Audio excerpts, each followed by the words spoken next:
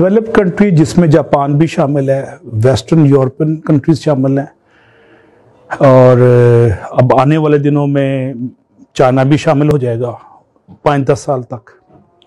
मुझे developed countries में और जापान में रहने का मौका मिला 8-9 साल, कनाडा, यूएसए, यूके और जापान। मैंने देखा ये थर्ड वर्ल्ड से फर्स्ट वर्ल्ड में क्यों आ गए हैं।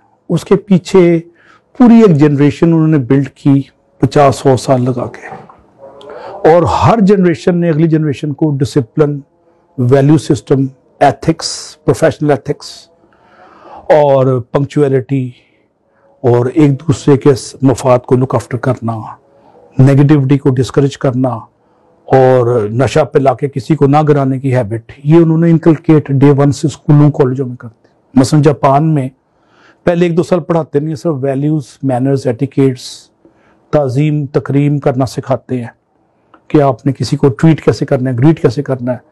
किसी को वो ये नहीं कहते कि आप फेल हो गए हैं, कहते हैं you were not successful at the moment, you are given the second chance to further improve. ये उनका तरीका है। नेगेटिविटी और बेहौसला गुफ्तगू उनकी डिक्शनरी में है ही नहीं, मोस्टली एक्सेप्शंस आर देयर, लेकिन उन्होंने तरबियत बच्चों की ऐसे की है कि एक दूसरे के इंटरेस्ट को लुक आफ्टर करना और ट्रीट करना उनको पॉजिटिवली और ग्रीट करना और मुबारकबाद देना, बगलगीर होना, गर्मजोशी से मुसाफा करना, झुक के मिलना, ये उनकी घटी में डे 1 से डाल दिया गया। और रोटी हलाल करने का कॉन्सेप्ट जो हमारे माशाल्लाह मज़हब अज़ीम में है, उन्होंने उसको एवरीडे लाइफ में इंप्लीमेंट कर दिया। मसलन कोई हो ही नहीं सकता कि बॉस हो ना हो, हर बंदा अपना काम कर रहा है। सवाल ही पैदा नहीं होता कि दफ्तर का यंग लड़का लड़की फेसबुक पे दोस्तों से गप मार रहा हो दफ्तरी टाइम में, सवाल ही पैदा नहीं होता। सवाल ही पैदा नहीं होता कि कोई प्राइवेट कॉल कर सके दफ्तरी टाइम में। इतने स्ट्रॉन्ग वर्क एथिक्स है उनके। और दफ्तर में आपका फोन महीने में 1 दफा इमरजेंसी के लिए आ सकता है फैमिली मेंबर की तरफ से, उसके अलावा नहीं आ सकता। आपको वो 5 मिनट भी इजाजत नहीं है फोन करने की, दफ्तरी टाइम को जाया करने की, सरकार हो या प्राइवेट सेक्टर हो। और पंक्चुअलिटी का ये आलम है। इतने ट्रैफिक और कंजेस्शन में, मैं वाशिंगटन में रहा हूँ, टोक्यो में रहा हूँ, वहां पे रश आवर्स में 40 मिनट्स नॉर्मल है फंसना। लोग वक्त पे पहुंचे होते हैं रश के बावजूद, उन्होंने कैलकुलेट किया होता है। तो एक चीज तो है उनकी ट्रेनिंग और अपब्रिंगिंग में, तरबियत में ये चीज डाल दी गई है। सफाई निस्फे ईमान हम कहते हैं। टोक्यो की तंग गली जो मोची दरवाजे की तरह तंग है, बाज गलियां 4-4 फुट की, 6-6 फुट की मैक्सिमम, वहां पे नालियों के ऊपर भी मिट्टी नहीं है, चमक रही होती है। नालियां तो है ही नहीं है, कॉर्नर भी चमक रहे होते हैं। और उज्बेकिस्तान और आज़रबाईजान में गया हूं, वहां सफाई का स्टैंडर्ड भी गालिबन टोक्यो की तरह साफ है। हालांकि वो मुस्लिम कंट्रीज हैं और रिसेंटली आजाद हुए हैं, और वो डेवलप कंट्रीज नहीं है, डेवलपिंग कंट्रीज हैं। उसके बावजूद सफाई के स्टैंडर्ड्स, उनके वर्क एथिक्स इतने स्ट्रॉन्ग है।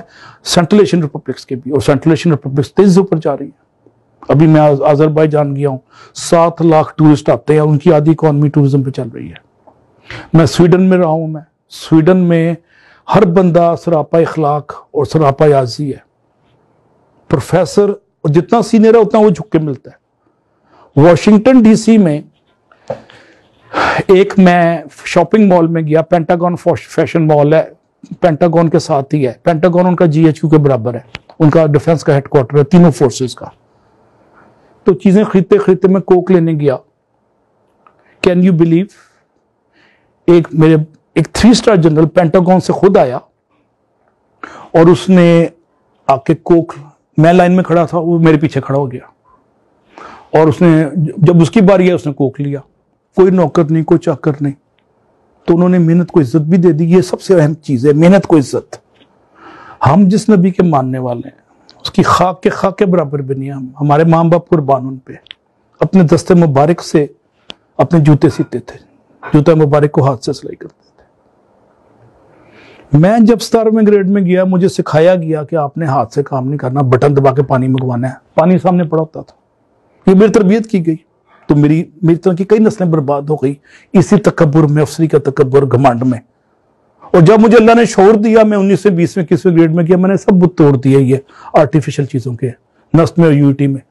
और चाय मैं खुद सर्व करता था, पानी में खुद पीता था, मैंने पिए भी खत्म कर दिया, दरबान भी खत्म कर दिया। ये आर्टिफिशियल टैबूज ने भी हमारी तरक्की रोकी हुई है। हाजा अफसर नो काम। अब देखें सऊदी तरक्की नहीं ना कर पा रहे, पैसा इंजेक्ट किया, ट्रिलियंस ऑफ डॉलर्स, तरक्की नहीं हो रही। क्योंकि उनके वर्क एथिक्स हमारे से मिलते जुलते हैं, बुरे नहीं है, मिलते जुलते हैं।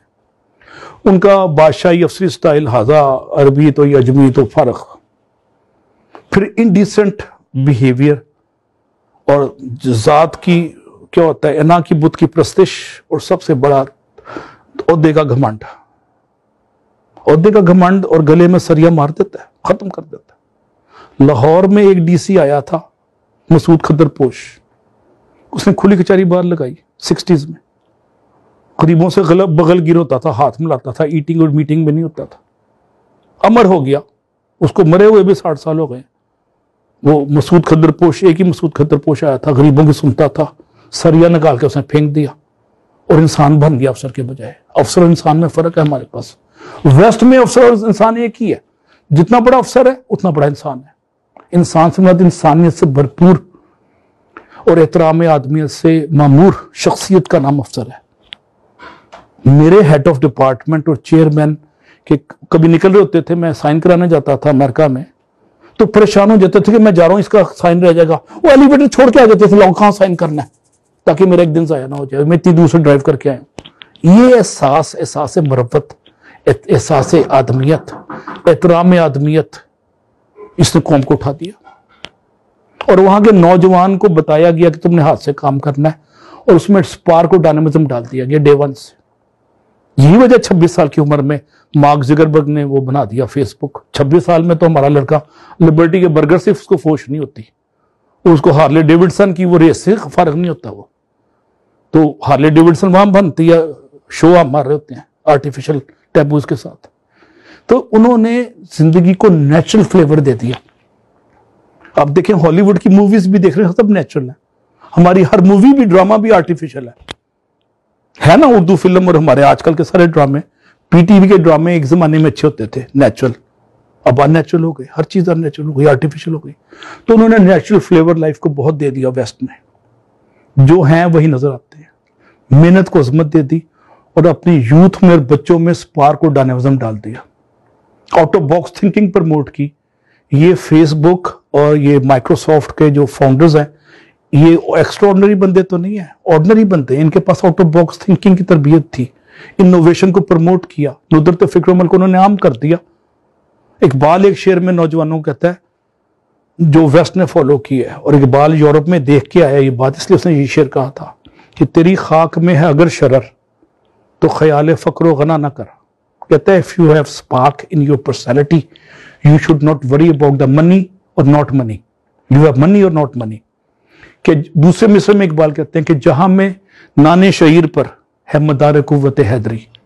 कहता है ऑर्डिनरी रोटी के टुकड़े पे, जौ के टुकड़े पे हजरत अली को इतनी कुव्वत मिल गई, मदार कुव्वत हैदरी। कुव्वत हैदरी का बुनियाद वो रोटी के जौ के टुकड़े थे, बासी रोटी से जो हजरत अली के पास ताकत आ गई, क्योंकि स्पार्क और डायनामिज्म सुन्नत तैयबा के सदके में तो फैल उनकी शख्सियत में वदियत हो गया।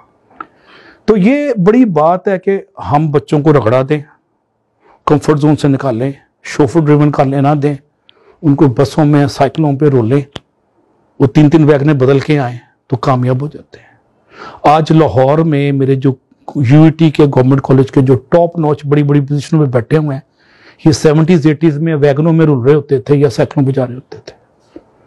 ये इनका खमीर इस मिट्टी से उठा और इन्होंने हाथ से काम करने में वो नहीं समझा, बड़ी बड़ी पोजीशनों में बैठे हुए हैं। कोई एम्बेसडर लग गया, कोई एम्बेसडर रिटायर्ड हो गया, कोई चीफ सेक्रेटरी लग गया। ये सारे मेरे दोस्त हैं जीसी के, यूटी के।